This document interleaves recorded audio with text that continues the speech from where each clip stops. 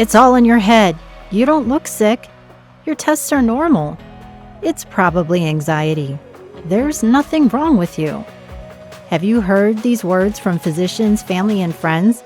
If you're someone who has been struggling and swirling through the revolving door of healthcare to find answers about your health, or if you know someone who is going through this experience, then this podcast is for you. Welcome to the Desperate for a Diagnosis podcast with Laura Nozicka, a show dedicated to exploring the challenges of living with undiagnosed or rare medical conditions. This podcast explores both sides of the bedside. We will be speaking with patients who have had challenges with finding a diagnosis, along with experts in the field. I'm your host, Laura Nozicka. Please note I am not a medical professional, nor am I affiliated with any healthcare, pharmaceutical, or device company. I am an entrepreneur, and I am an independent market researcher focused on helping healthcare organizations better understand the patient perspective. The podcast is not meant to offer medical advice, but to merely share the stories and perspectives of podcast guests. Hello, and welcome to the Desperate for Diagnosis podcast. I am Laura Nozicka, and happy to be back with my friend. I will call you my friend, Dr. Gary Simonds. Thank you so much for being back with me, Gary. It's good to see you. It's wonderful to be here, and it's wonderful to be considered a friend. Well, thank you for being my friend. As always, we always have good offline conversations, so I'm happy to bring you back and bring you back to my listeners and get talking about some other things. Last time we talked about your book, Death's Pale Flags. We'll talk more about, but I just want to remind people on who you are and your brilliance and what you do. So let me just tell everyone about Dr. Gary Simonds, and he was the founding chief of neurosurgery and neurosurgery residency program director at the Carilion Clinic and the Virginia Tech Carilion School of Medicine until retiring from clinical neurosurgery in 2020. He remains a professor at the Virginia Tech School of Neuroscience and the Virginia Tech Carilion School of Medicine. He routinely presents and teaches at various national and international courses and meetings.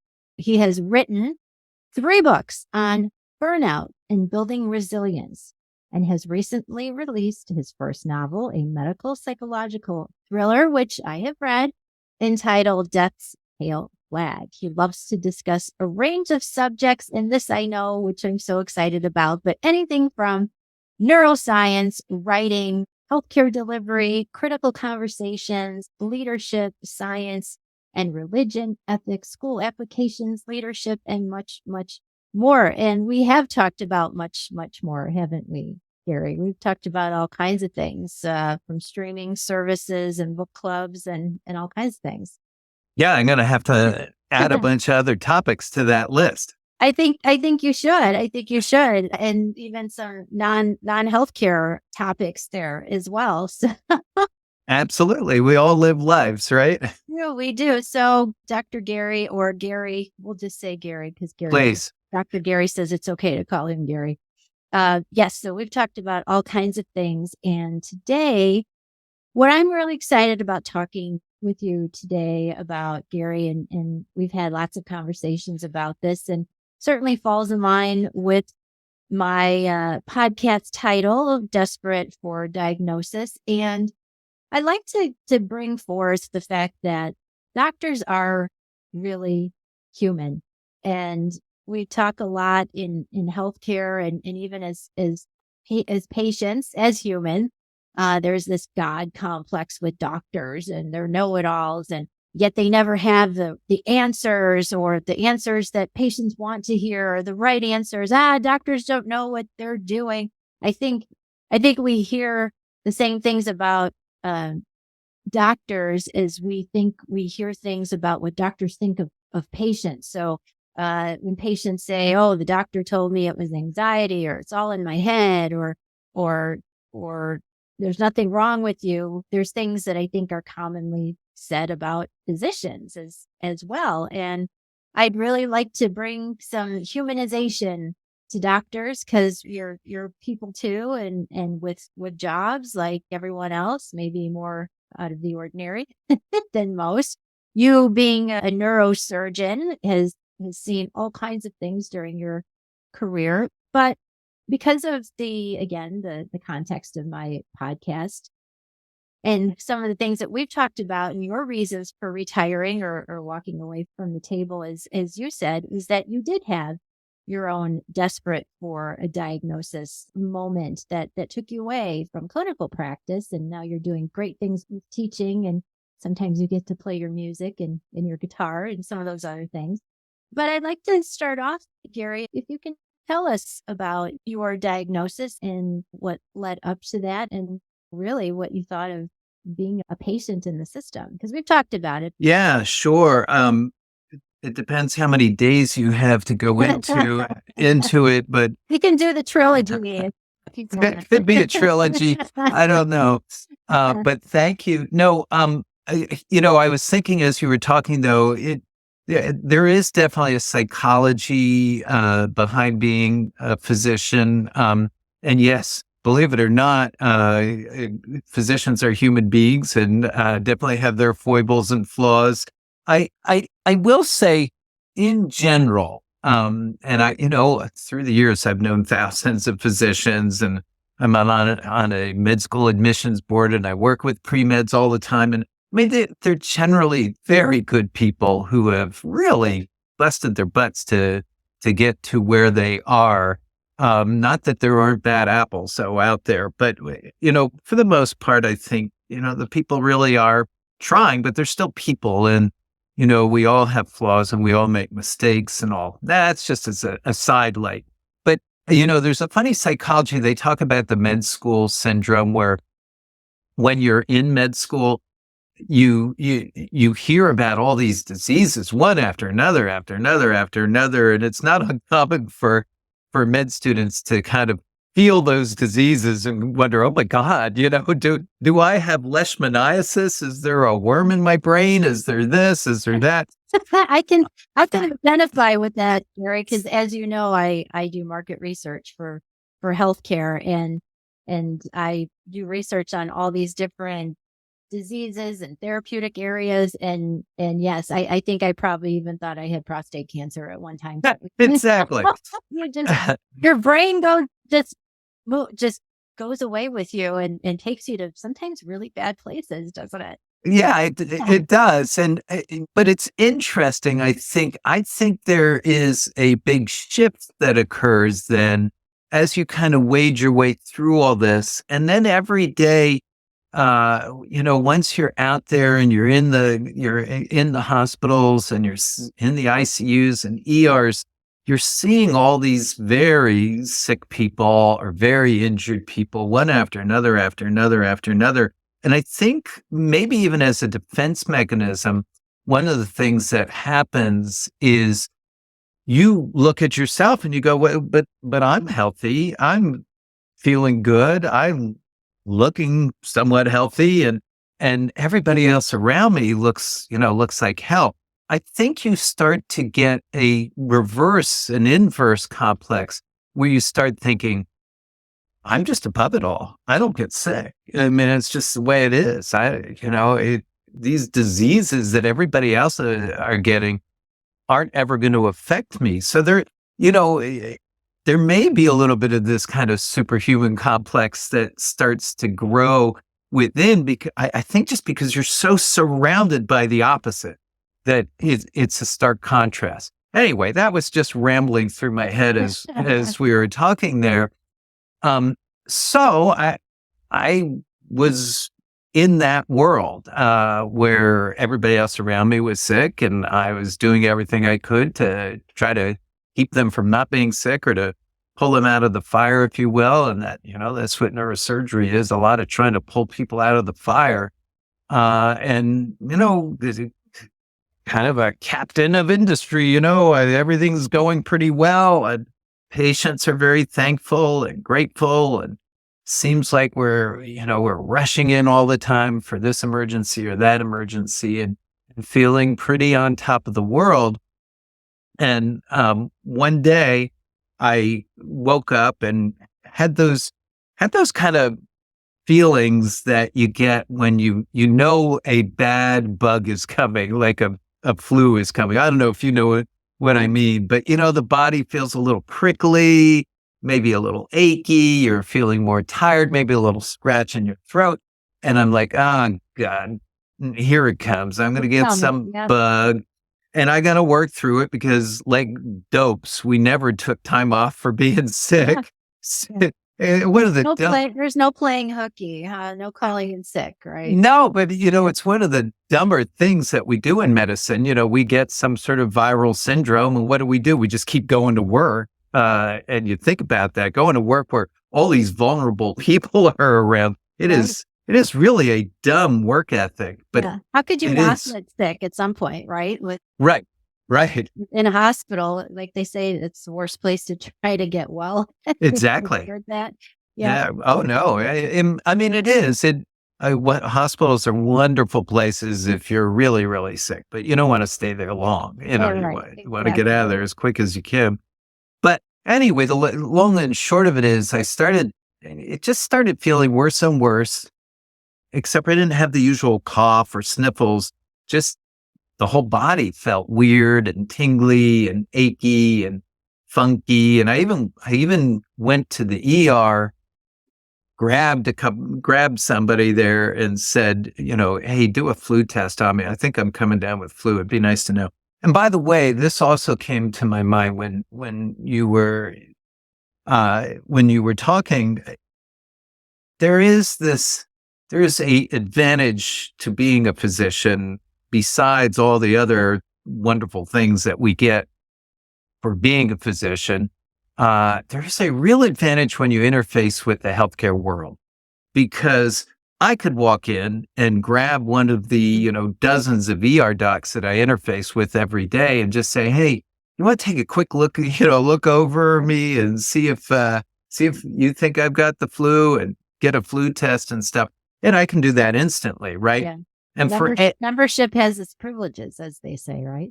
yeah, it does. But I think we underestimate this one, because for anything, for any disease, any consideration, any healthcare consideration for me and my family or friends, I have the, do not pass go card, where I just, and on top of that, which is probably even more important, within a system, at least within my own system, I know who the long ball hitters are. I know who the people are who are the very best at their game.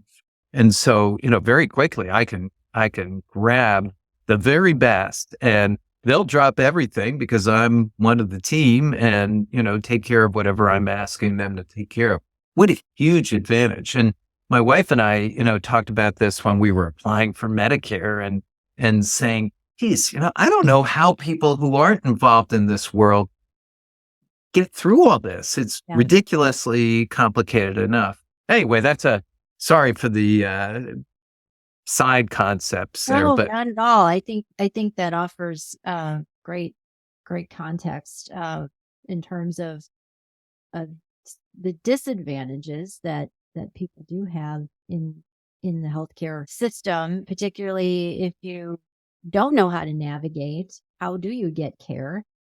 How do you access the physicians that you need? And how do you advocate for yourself and push to get what you need? I think that's, certainly illuminates the fact that not everyone gets that, and not everyone is, from an equity standpoint, maybe isn't as healthy because they don't have that kind of access. yeah, 100%. The system can be very Byzantine, and we, again, can short circuit it all. Just step in and go talk to somebody. And, my wife fell down the stairs at one point, ripped her shoulders to shreds. Oh gosh. And I just, I'm there in the pre-op area, and run into a superlative orthopedic hand surgeon who they also do the shoulder. And I said, hey, what should I do with my wife? They're like, oh, have her come see me tomorrow. And I mean, it's just a whole different world, right? Yeah. I mean, she would have had to go, primary care, and maybe they get sent to physical therapy because the insurance company denies them until they've had physical therapy. And I mean, it Right. goes on and on and Yeah. on. Wait 6 weeks for an appointment with a specialist, all of that. Yeah. Yeah. And where we were, where I practiced for the last 18 years, in Roanoke, Virginia. Well, Roanoke's a little city and that's all well and good. But people came from 2.5 hours away, out in the middle of Appalachia to come see us. And so, if you say, oh, you need an MRI, it's not like they can then walk in and get an MRI. That has to get scheduled. So they have to drive home and drive back. And then they have to come back and see me, drive home, drive back. It just goes on and on. So yeah, it is not an easy world for the general public. And the more confusing it gets, it's very easy to see why people get frustrated. It's amazing how many patients would come to me and say, doc, I've been getting a runaround. And I'm thinking, you're not getting a runaround per se. You're just stuck in this vortex of modern healthcare where, one specialist may need another specialist, but it's not streamlined. So you bounce around for a while until you eventually get to us. So anyway, And when you're a patient who's anxious to find out what's going on or at least have some progress to quell any anxieties that they might have about, well, why am I in pain or why am I feeling this way? Why do I have problems with ears ringing like right. I do right now? And I can't get any answers. So I'm having my own desperate for diagnosis moment myself. But yeah, to be stuck and waiting just, I think, builds up so much more anxiety. And I think it makes what you're focusing on even worse. And I think it just paints a worse picture of the healthcare system, for better or for worse. Maybe it's the truth, but there's so many things that factor into pain and treatment and getting a diagnosis from a psychological standpoint versus just, trying to get in front of a doctor. Just the waiting is tough. Yeah. And if you're in pain, for sure, if you're worried that is this cancer, well, you kind of want to know now, right? And you can definitely bounce around, and some places are more streamlined than others. But again, a tremendous advantage that we get that I don't think we necessarily recognize, but it's just there. And then when you see what other people have to go through, you just kind of go, oh my God, we got to do better than this. But it's complicated. For example, I tried in our system to set up a mechanism where if we wanted an MRI or a CAT scan on a patient out of our clinic, we could get it right away. As a matter of fact, we had a new clinic building being built, and we wanted to put an MRI machine right in it so we could just roll them over. And really, it got shot down because of insurance. There's no way that we could get same day service from insurance. So it gets very complicated. We have a very complex healthcare system that often, shoots itself in the foot, not because of negligence of people. It just goes on and on how complicated it is. Yeah. Like you said, it's a vortex for sure. Yeah. Yeah. I like that term because it does feel that way. And I still want to get to your journey with your diagnosis. Oh yeah, that. Wow. Yeah.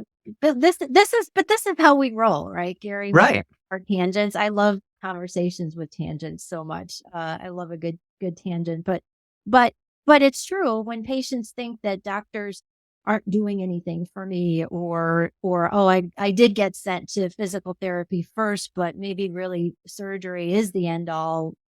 But insurance dictates all of that, and that's really out of the doctor's hands, as are certain things with if they're employed with a healthcare system in a group, they're bound by all kinds of productivity metrics and things like that. And they're bonused based on those things. And not that patients care about that, but most patients don't understand that that's what doctors are working up against in a lot of instances.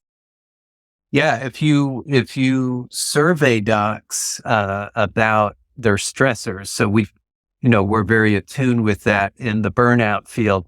Mhm. But if you survey docs about their stressors, way up there in the stressor list include, for example, just dealing with an electronic medical record. This came sweeping in, and in the end, it's much better for patients than the old-fashioned paper charts and all. But it was never designed for doctor ease. It was designed for bookkeeping and collecting of RV, meaning money, and that sort of thing, for the systems.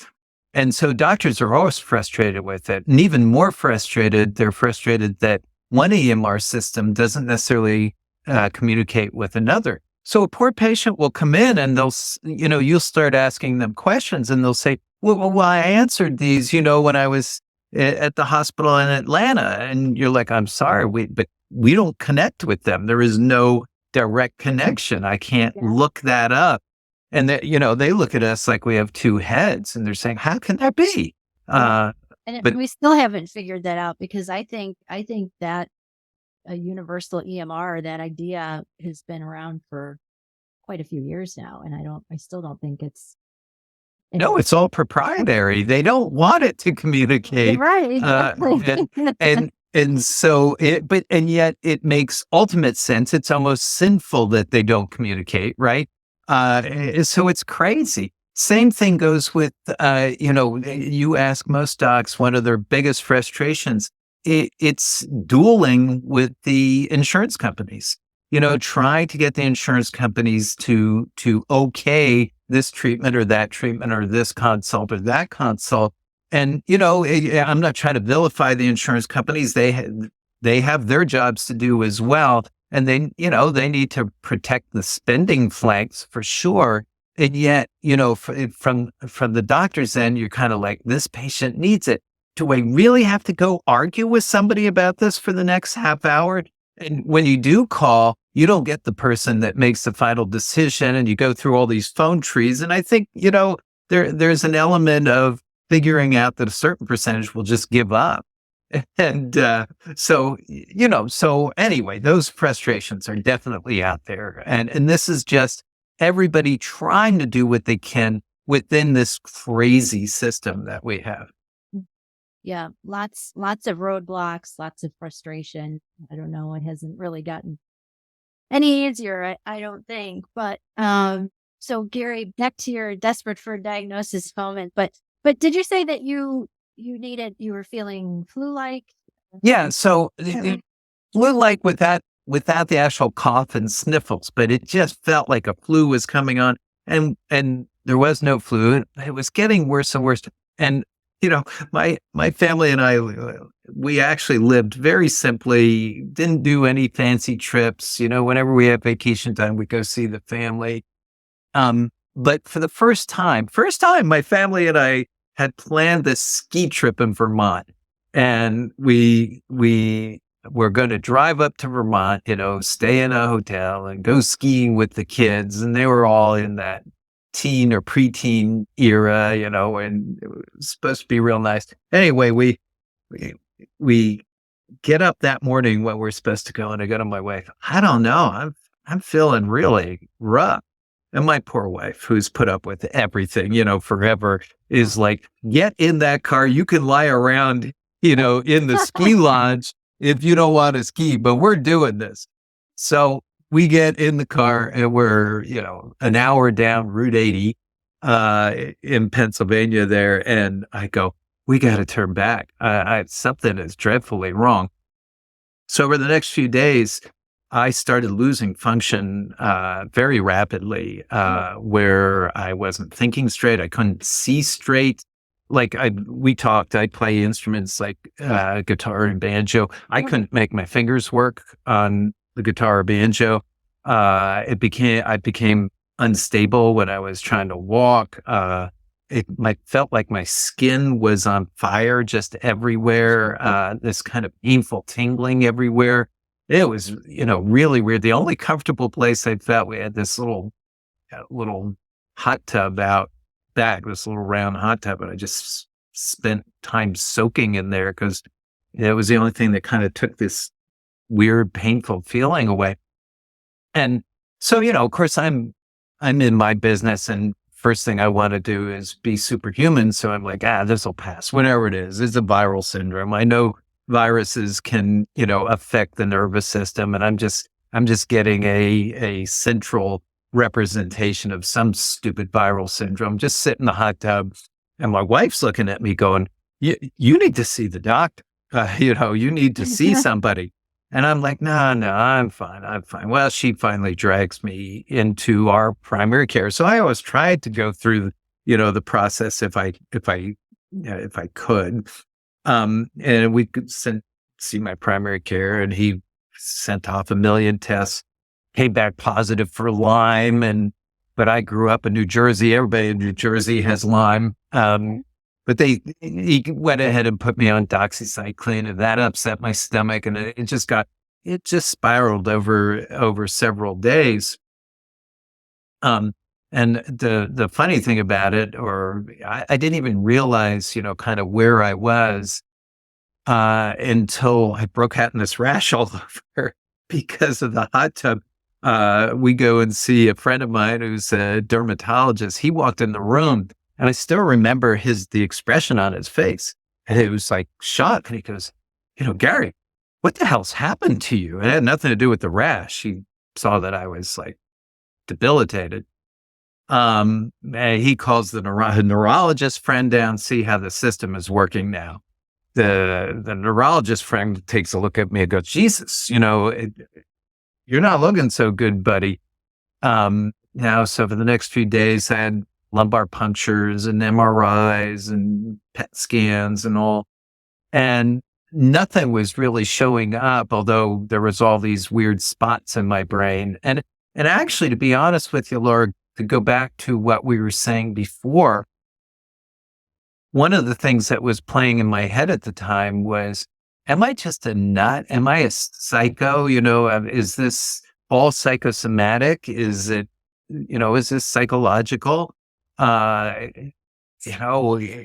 Because nothing was, being obvious. And it was weird because seeing the spots in my brain was comforting to a weird, in a weird sense, because it was, something is going wrong. Something's going badly wrong, but, at least I'm not crazy. Yeah. So, I hear that a lot. Yeah. Too, where they're trudging along for who knows how many months or even years without any answers, but symptoms that can't be explained. And to get a definitive diagnosis, or at least one that makes sense, than having no diagnosis, is such a relief for them. No, they don't want to know they have some terrible disease, or maybe it's not terrible, but just missed, let's say, or misdiagnosed, underdiagnosed, whatever. But to actually have a name for these symptoms and to know that you're not crazy, which we, again, on our offline conversations, we've talked about kind of brain pain connection and what's real and what is it, and how stress and other psychological past traumas, etc., manifest physically, but you don't know until you do know. It's very stressful and making things even worse. But to get a name for symptoms really is a relief for so many. And here you're experiencing the same thing. Yeah, of course. A couple of things about that. At that point, we still didn't even have a name. We just knew they were unidentified brain objects. We call them UBOs. But there was something going on. At least there was something, and so because, I was working my butt off. I had no sleep every third or fourth night, usually every third in those days. And so you kind of thought, I could be just crazy. I could just be losing it, At least it was something tangible for you. And that's the thing. And then the other thing about it was, we short-circuited the system pretty quickly there. Within a few days, I'm there getting MRIs and PET scans and stuff. Mm-hmm. as opposed to that probably would have taken weeks unless it was done emergently, because it would have had to gone through this and that. And so, at least we were there. Well, I still continued to get worse to the point where I really couldn't walk across a room without assistance. I really wasn't processing well at all. My wife tells me that I look just like my mother in end stage Alzheimer's. Oh, goodness. Where for her, it was terrifying. And I wrote in a piece about it. It's an odd thing because even though that was my external presentation, I can remember my mind going the whole time. And we didn't know what was going on. We didn't know if I would die from this. And it was a funny thing or a weird thing, whatever. I wasn't afraid of dying per se, even though it seemed very real, but it terrified me leaving my family alone, leaving my family behind. Yeah. But I can remember my brain being able to sort through that. And yet my wife tells me I wasn't connecting at all, wasn't making any sense, barely verbal, not able to walk, no coordination in my hands, losing weight rapidly. So this is progressing in the course of how many weeks? Days. I mean, it was going on in days. And so we it was a scary time. Again, so I'm kind of laid out by this thing, and the neurologist comes back at some point. I don't remember how long, but it took a little while because these tests that they were running, some of them, back 30 years ago, took a little longer than they take nowadays. But he came back and said, I think we know what's going on. And said that a titer of a specific bug, a specific pathogen came back, something called mycoplasma pneumonia.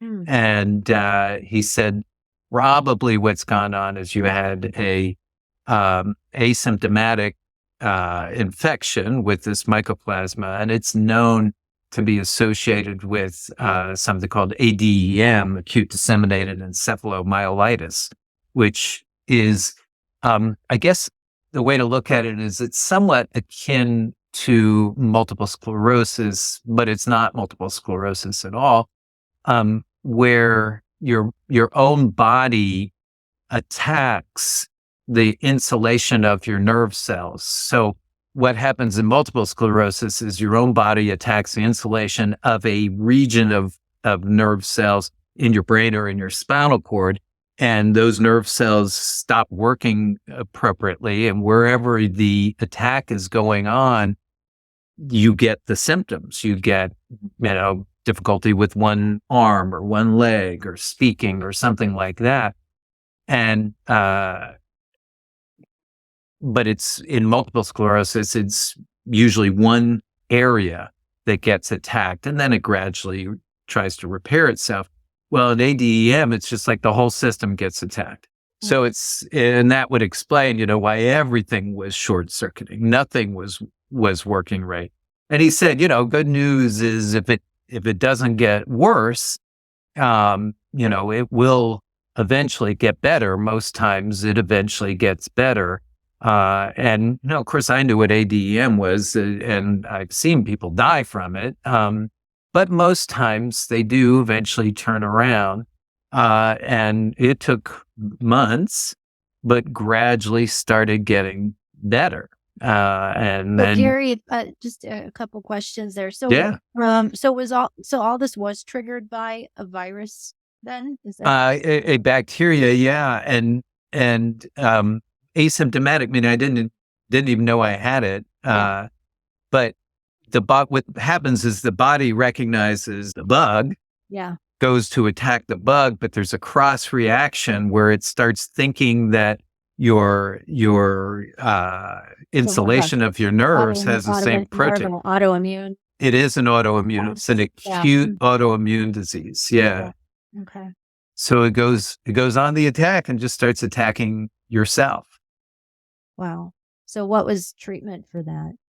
Well, mostly time. I think at the time they did hit me with some steroids, and there's, you can throw immune globulins at it and stuff. But, the biggest thing is time. If it doesn't get to the point where you stop breathing and stuff, um, or go into coma, which I've certainly seen. But it started, it kind of planed out where it was and didn't get worse. And then eventually after weeks, it started improving. And, thankfully my wife's an occupational therapist. So, for the next many weeks, we started doing the occupational therapy. She had to kind of retrain me to walk, and I can remember hours and hours just trying to walk in the neighborhood and stuff like that. Um, and then like an idiot, I was like, well, I got to get back to work, got to get back to work, got to get back to work. Mm. When can I go? When can I go? Went back to work, not operating because I wasn't ready for that, but started seeing some patients, and within about 3 days had a relapse, was out for another many weeks. Oh my goodness. But then gradually got better and better, and eventually was able to go back to full-time, neurosurgery work with, I call them echoes, or, I guess being in my field, I think you're kind of finely attuned to how your own body's working, particularly your nervous system. Mhm. And I could always tell, it wasn't a complete recovery. I would get some symptoms when I was really run down, but for the most part, pretty good. Things were pretty good. And I was able to go back to, everything. And then, went on to head a program and all that sort of stuff. But then in the last year or two of it, I started getting those echoes more commonly, particularly when I was tired and run down, which was all the time. So I started, and where it really hit home was in the middle of operations a few times. I might start getting some double vision or feel like my hands aren't quite as nimble as they might be. And I said, geez, I can't do that. I mean, I can't put patients at risk, but, if I'm going to be like this. And that got all the wheels turning. Well, I could kind of not operate and hang around and be the boss, but nobody respects a surgeon who's not operating, at least in my world. And I started thinking, I pretty much 40 some years of marriage, ignored my poor wife and kids. Maybe I need to, be around more. And that's what got the wheels turning. Maybe it's time to just put it to rest. So what do you process as a brilliant neurosurgeon in the hospital with all of your physician colleagues around you trying to come up with answers for these symptoms, and here you're the doctor, on the other side of the bedside, as I like to say. So when you look back, and whatever you were able to process at the time, what are you thinking in that instance? Yeah, I mean, there's all sorts of thoughts that run through, some of which we've touched upon. And again, forgive me for taking forever talking about the disease, but it's kind of hard to Oh, I know. do that one in 2 words or less, because it's kind of a long drawn out process. Um, one of the things that struck me was when I was debilitated, how I was still processing inside, and that really hit me for all the people we care for in my business, for sure, in the neurological world, for sure, who may not seem to be connecting, and it got me wondering, geez, what the heck is going on inside, and wanting always to treat them as if they are fully processing and communicating, and trying to treat them, try to explain to them what's going on, try to treat them with as much kindness and empathy as possible, even though they may not look like they are there at all. And so, I think that was a big one. I think, again, recognizing how lucky I was to get into the system and at least get started on the whole thing and have some answers to a very terrifying situation, as rapidly as possible, and recognizing that that's not what everybody else gets. I always, as I said, for example, in my own system, and when I was the boss, I was always trying to come up with how do we make this quicker and easier for the patients so that, they get their information as quickly as possible. On a personal level, whenever I would see patients, thousands of patients over time, I would try to lay out everything as quickly as possible and as clearly as possible. So, just to try to shine some light into the darkness that they were facing and just lay out, here's what we know. Here is what we know right now. Here's what we're trying to do to figure it out. So hopefully there was, just more understanding of where they were and understanding what we didn't know. And I think it was really important to explain what we don't know, why we don't know it. Be brave enough to say, I don't know right now what the heck's going on, but here's what we're going to try to do to figure it out. It's remarkable how often, particularly in the emergency room, and this not casting aspersions about the emergency doctors, by the way, but when I'd be called in to see patients in the emergency room, which is all the time, I would always kind of say, hey, I'm Dr. Simonds. I'm here. I'm a neurosurgeon or a brain surgeon. And I would say, I'm here to make sure that this part of your nervous system is okay. And we've looked at the studies and you're okay. You're not going to need surgery. There are many other things that may have to be checked, but this part, I can tell you, we are in good shape. We don't need to do anything. Or, if it's not so good, explain it upfront and clearly right away. Anyway, it was remarkable how many patients told me, geez, doc, you're the first doctor who's actually spoken to me. And I know that's not true. I know many docs spoke to them. But, I think sometimes we get so lost in a lot of information that we've got to, process and get across it. Sometimes I think we forget to lay it out as cleanly and clearly as we can for the patient. Yeah. My translation to that is you're the only doctor that spoke to them in a certain way where they felt understood or felt compassion or explained it in a way that they understood. As they say, we remember how people make us feel. Exactly. Versus what the actual words are. And if I had to guess, that's probably what they were referring to. Yeah. And, again, we've talked about it before, but we slip so easy into medicalese too. So we may even think we're explaining everything, but if we get into medical jargon, we'll lose 99% of the people. And yet, it's so easy to do because that's how we speak to each other.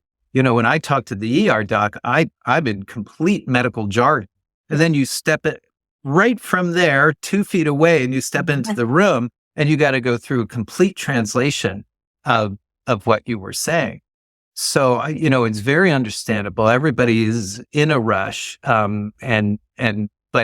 I think it underscores how important it is to kind of stop, think about their situation, their fears. And I guess that was one of the things I was always going after is what is this patient afraid of right now? What is their worst fear? How can I allay that at least? And then move on to, what we do and what we don't know. Yeah. What made your experience as a patient different when it came to interacting with patients after all of that, after being a patient? How did it change your approach? Yeah, I would like to say it made me a much more empathetic and highly compassionate doctor. I'm not sure I can say that. Which it sounds like you already were those. So I don't know, Gary, if you could top that, but I guess maybe what perspective did it put on the patient experience aside from maybe what you assumed or thought you knew before?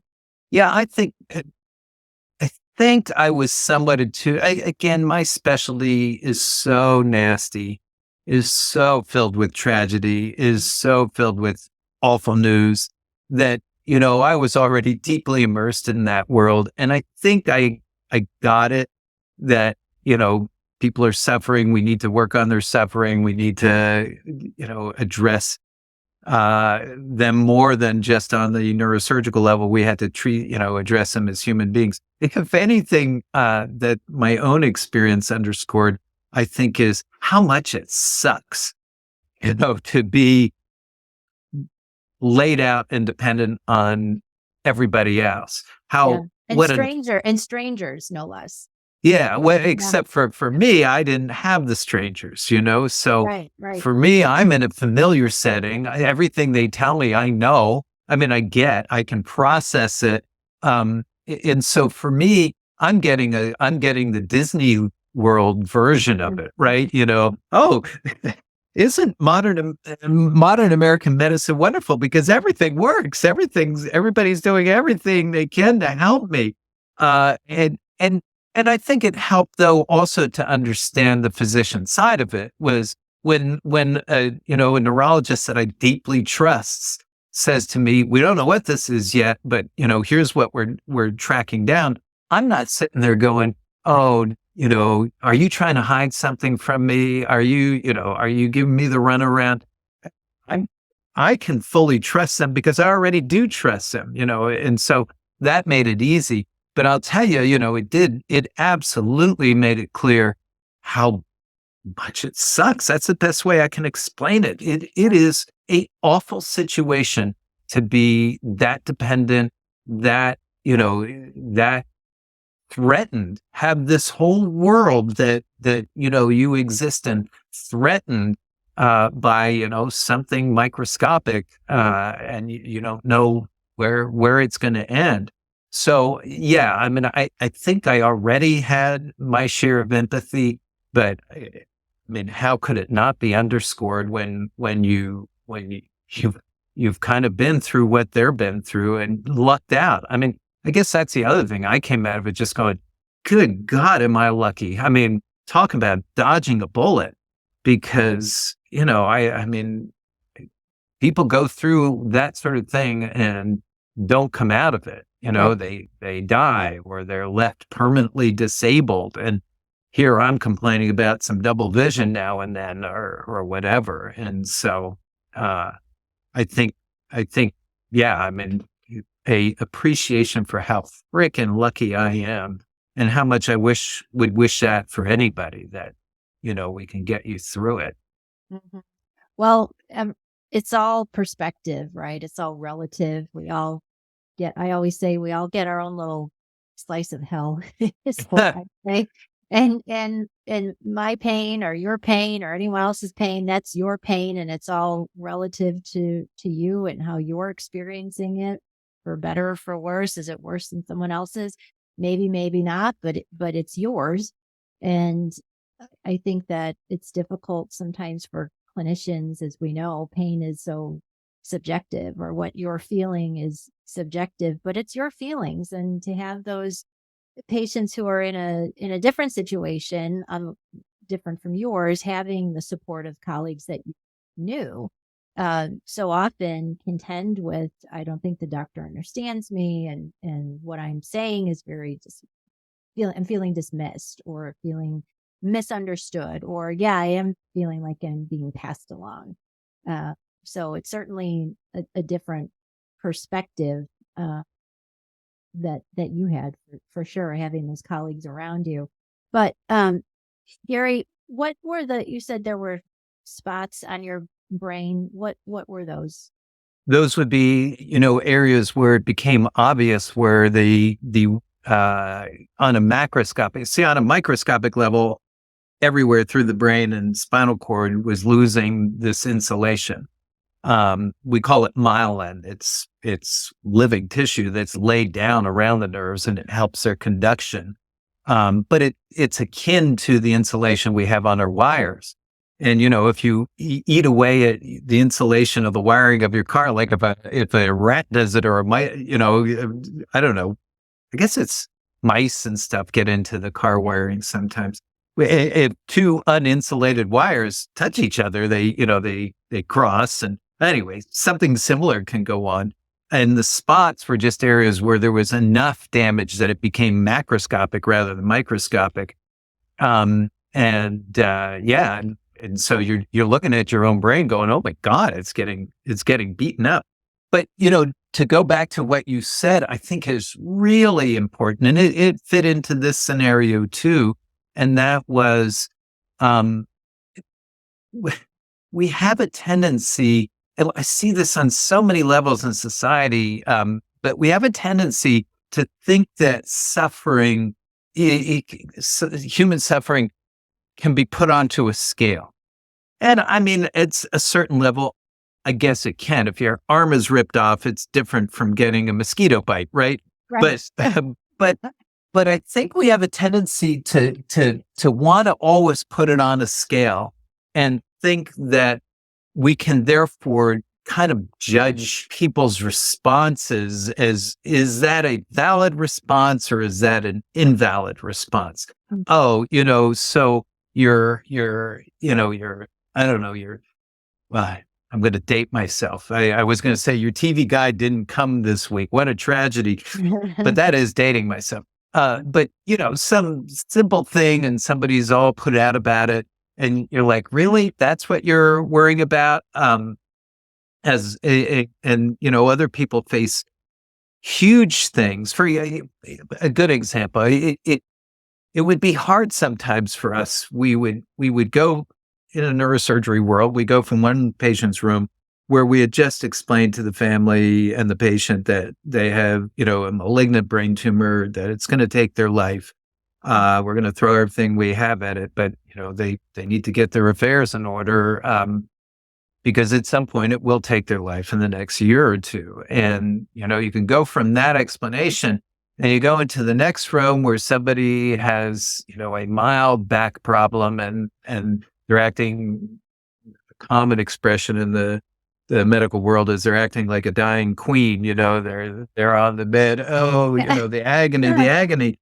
And you can see that and go, oh my God, the difference in degree of seriousness here is massive. Hmm. Stop being a dying queen, stop being so dramatic. But the reality is that person's suffering is that person's suffering. Right. And if they're perceiving this as being dreadful, who are we to make a judgment on it? So, I think we got to get off that scale. And even, like when I was in the throes of the early disease era, my body was on fire. I don't think most physicians understand or know what I'm talking about. And probably as I would discuss it, probably would be going, God, Simonds has gone into a bit up the deep end. This is crazy. Your whole body isn't, on fire and crawling. And well, it sure as hell felt that way. And it was a miserable, experience. So I think, another lesson is that we have to take people's suffering at face value. We're not here to make a judgment. If for some reason it comes down to whether they get workman's comp or not, that's not my business. Somebody else has to do that. That's from another organization, another group of people to figure out. We as physicians, we as caregivers, I think have to give everybody's suffering its own due and not put it on a scale, if you will. Mm-hmm. So with your experience, is there anything that could tell patients as far as navigating the system or how to get into care quicker? Any advice that you could offer? First one is, Don't get sick, right? get First well, thing, don't get sick. get a family member into the medical system. I guess no. I think number one is some patients recognizing that for the most part, people are really trying to do their best and trying to navigate the system.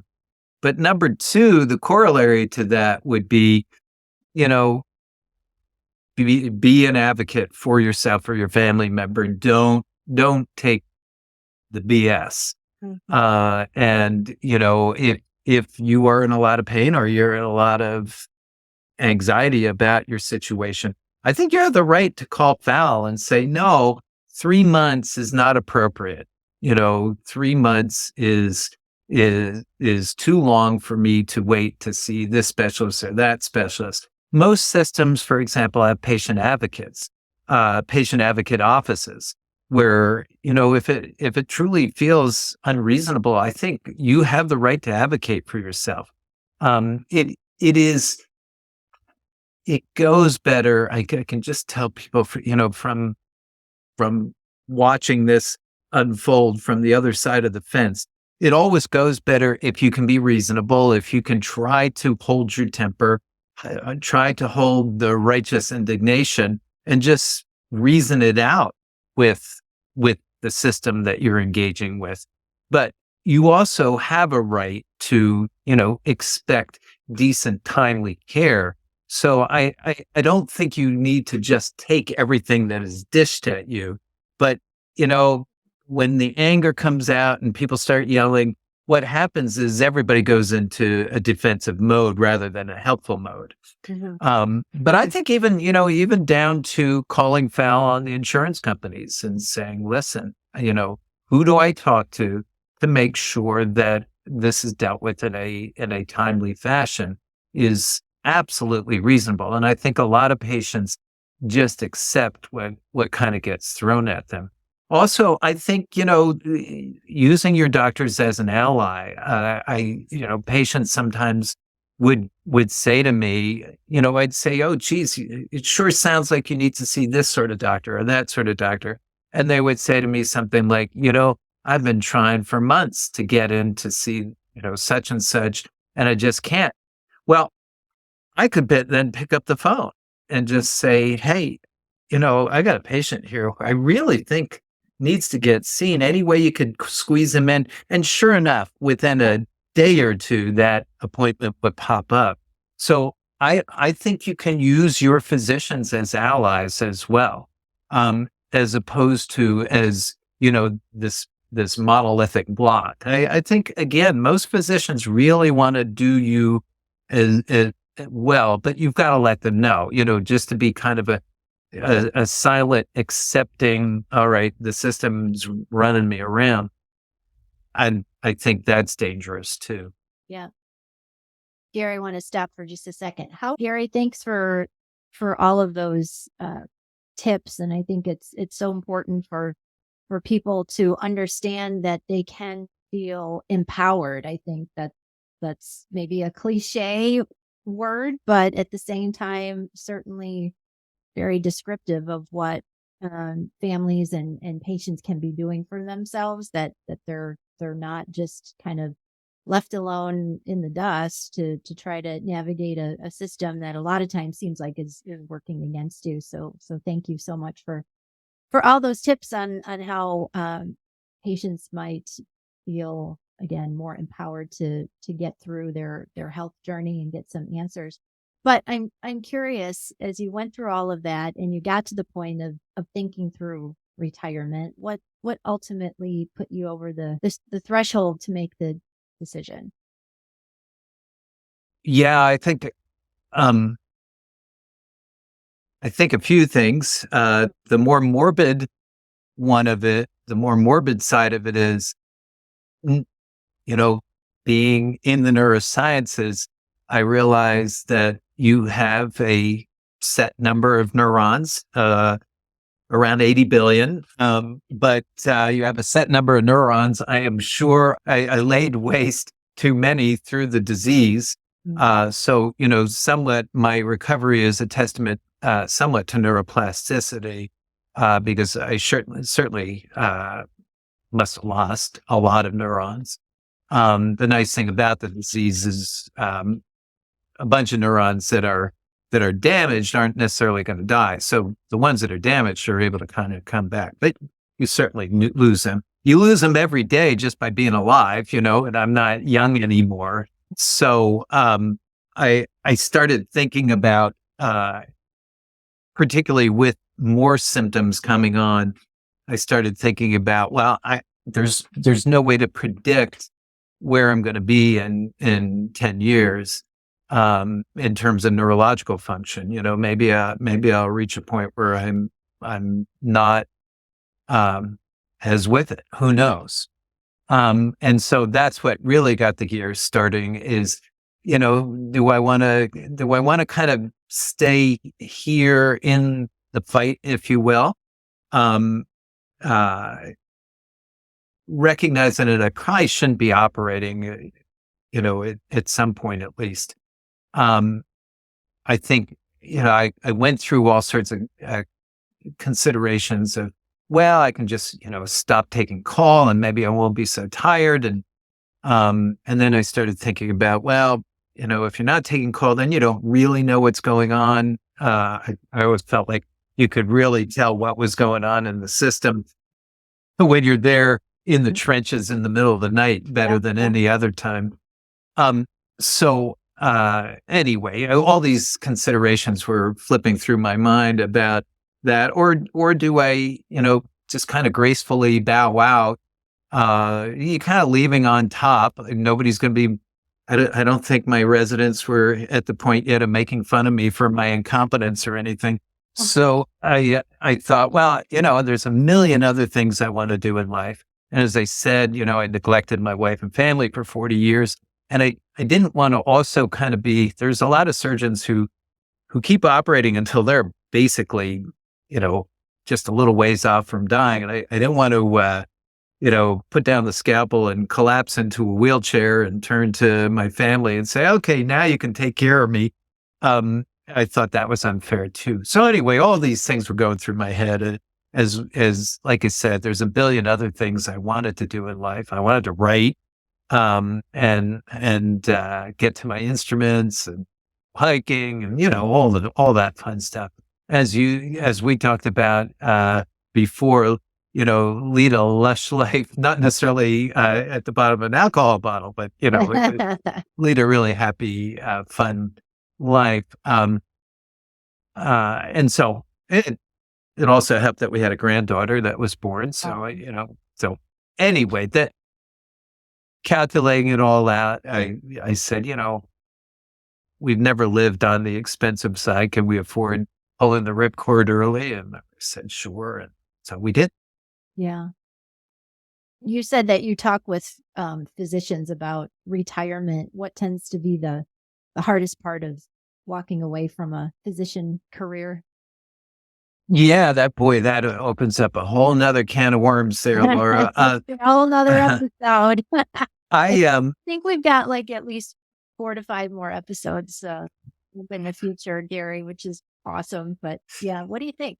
Well, I think it's a real important topic, actually, at least for the physicians out there and everybody in healthcare. We tend to just talk about physicians, but PAs and therapists and nurses, Sure. we're all in the same boat. Yeah. But I think there's a few things. Just as one interesting observation, I was we call it a case hound. I probably did twice as many operations as average. Is not just probably. I know the average output of neurosurgeons, and I was doing 2 to 2.5 times the normal volume. I think I was good. I was fast. I had good results. And I enjoyed the heck out of it. So what my biggest fear was, oh my God, if, you stop doing that, are you going to feel miserable? And the weirdest thing is I haven't missed it one bit. Oh. And so when I tried to auto-analyze it, I think my conclusion has been that what I didn't realize when I was doing all these things is that every single operation you do, probably every patient interaction, but particularly every operation you do, even if it feels like the simplest operation on earth, it carries a certain amount of stress. You as the surgeon, and I think it's important for your audience to understand, you as the surgeon never go to work and go, I think I'll give it, I'll give a half-assed attempt today. No, you go and going, I want to do the very best I can possibly do. And we tend to put ourselves on a perfection track. I want the operation to go this way, and that's the way it's got to go. And the minute it starts wandering, which they all do to a certain degree, because it's human bodies and all that sort of stuff, just a little bit of bleeding is annoying, so the minute you start straying off that perfect path, the stress level goes up. And I don't think I recognized just how much that was pervasive in the job. And then when I wasn't doing, I'm just kind of like, where's all that kind of inherent tightness, that inherent angst that seemed to be there, even though I think I loved it. I think I loved doing it, the feeling of, kind of constant growth and accomplishment and all that sort of thing. So that was the weirdest part. I think the challenge for so many docs is it's a field for many of total immersion. And it starts, I think it starts as early now as high school, where you got to get a 4.8 in high school to get into your good college so you can get perfect grades and perfect MCATs and get into med school and grind your way through med school, then grind your way through 7 years of residency and then grind your way through your career. Well, it doesn't leave a lot of time for the development of personhood. And I think what a lot of docs tend to do is invest a lot of their being in being a doctor, a lot of their psyche, a lot of their persona in being a doctor. Well, if you stop being a doctor, and my own little rat of a granddaughter did this to me just recently. We were talking about something about the brain, and she's 8. She was skeptical about what I was telling her, mostly because I goof on her all the time, but she was skeptical. And I said, I am a neurosurgeon. And she goes, you were a nurse. Oh, so, she's a little sassafras, isn't she? So anyway, but, I think so many people are invested in and only invested in being a doctor that becomes a real threat. And probably, at a certain age, we all should get out. But a lot hang on because they don't have anything else to do. I'm a closet rock star. I just found this out. I'm started chatting. So lots of silver linings for you. Yeah, closet, closet soccer star and all this sort of stuff. So, I needed some opportunity to get out and find my other selves. I love this multi-passionate retirement that you have here, multi-passion retirement. I think that's so cool. I always say I'll be excellent at retirement because I have lots of things I want to do. Yeah. Trying to do them in the meantime, but that darn job gets in the way, as you know. So one of my sons, actually the one who has the granddaughter, he's a physical therapist, and he runs his own shop down here in Asheville, but he has a lot of retirees, and he notices, he says, oh my gosh, all you retirees are the same. You're saying you're so busy, you don't have time for anything. Yeah. And I think he's right. Yeah. No, I think that's fantastic. Boy, if your son's a physical therapist, your wife is an occupational therapist, I can only imagine the holiday dinner. Well, there's a lot of aches and pains that get sent around, Hey, can you do something about this shoulder? That's so awesome. But one of those passions is your book, Gary, Death's Pale Flag. Or going with the book, what's new there? Well, you were asking if I had more time to talk, and I think I have the Pulitzer Prize committee on the other line right now. So By all means, Simonds. Don't let me hold you up. Yeah, no, I wouldn't say that I'm going to beat out Stephen King yet, but maybe another few weeks before I clear his sales. No, I mean it's going okay. I would love to see. I don't. It's easy to say, but it's not like I'm going to make millions off the book. It's not like I'm looking at it as a major source of income or any source of income, but there are a lot of parts to it that I was hoping people would read and want to discuss with me, like you do. Like, the discussions you and I have, I think, are always so freewheeling and all over the place. But I think they're fascinating, right? And that was one of the reasons to write the book. I was hoping people would look at it and say, geez, I never thought of that. I'd love to discuss that further. And I get some of that, but I would love more of it. I mean, I on the website, I have all the ways to contact me, and they're truly legitimate. I'm not blowing smoke. And I think it does us all good, as a people, as a society, to kind of tackle subjects together. I think we kind of get very insulated. So, you have something like you have, Laura, with a lovely and wonderful podcast. And hopefully people are listening and letting it turn their wheels and getting them interested in, multiple subject lines and multiple considerations, because, we all need each other. We all need to figure out how to, work all this stuff together. The more isolated we get, the more trouble we get into. So, I think your efforts are stellar and really important. And I'd like to just be kind of a part of that universe where we're prodding people. Hey, it's fun to discuss this stuff. It's fun to broaden our horizons, think outside the box, come up with different solutions.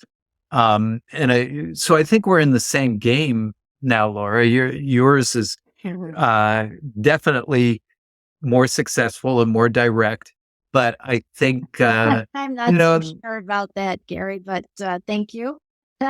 It's all an illusion. So, well, no, it's such a great service, and I'll tell you, at least in my microcosm, LinkedIn, sends me these notifications, and so many people have looked at this post or that post, and your one, that you did with me was way up there. It just kept coming up as the top post of the week. Fantastic. So. Some people are listening. I know that for sure. Is anybody out there? Hello, is this thing on? Yeah, I always wonder. Gary, I cannot thank you enough. God, I do. I so enjoy our conversations and looking forward to more, and so appreciate you talking about your story and again, like I said, really humanizing physicians. So doctors, certainly are not immortal, as we've highlighted here. And just like anybody, you have to live for today and do things that make you happy. And you certainly figured out how to do that with all of the cool things you're doing, plus your book. And please, everyone out there, pick up Gary's book, Death's Pale Flag, certainly available on Amazon. And where else, Gary, is your book available? Basically all the online stores for sure, booksellers for sure. Cool. All right, Gary. Well, thank you again. And everyone, you will be seeing and hearing Gary again at some point. We've got all kinds of things that we still want to talk about and bring out to the world. Thank you, everyone, for listening. This is Laura, your host of the Desperate for a Diagnosis podcast. Stay well and keep pushing for answers. We'll see you soon. Oh my goodness, that's a wrap on another compelling story. Thanks for listening to the Desperate for a Diagnosis podcast. If you would like more information about today's guests or to find out more about Laura, me, go to desperateforadiagnosis.com. If you enjoyed the show, please subscribe, rate, and review the podcast on Apple Podcasts, Spotify, YouTube, or wherever you get your podcasts. You can also follow show updates and healthcare news on the podcast's Facebook page. If you would like to be a guest on the show, or if you have any questions, advice, or suggestions for our guests, please email me at lauramarie@desperateforadiagnosis.com.